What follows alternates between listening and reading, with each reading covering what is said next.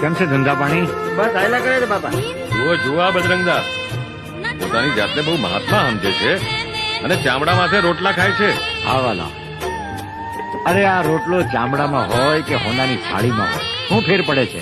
રોટલો તો રોટલો જ કહેવાય.